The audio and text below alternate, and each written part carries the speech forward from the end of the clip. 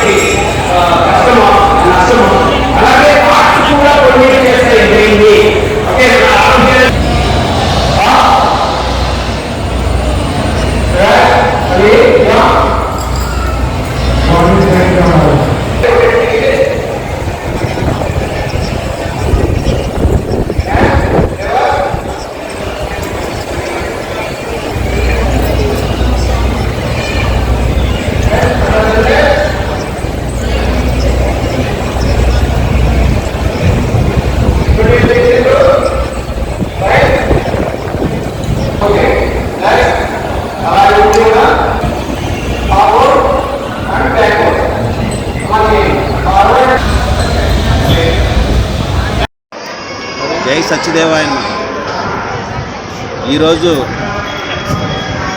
June 21 అంతర్జాతీయ యోగా దినోత్సవ సందర్భంగా ప్రధాన దేవాలయాల్లో అంతర్జాతీయ యోగా దినోత్సవాన్ని జరుపుకోవాల్సిందిగా ఉన్నతాధికారులు ఆదేశించున్నారు.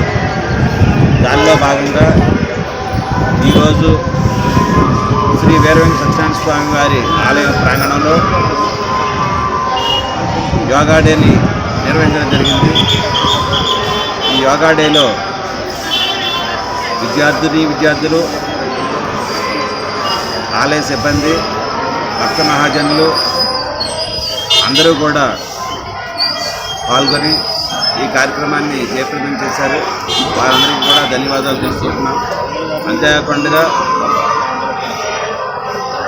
మొక్కలు నాటే కార్యక్రమాలని కూడా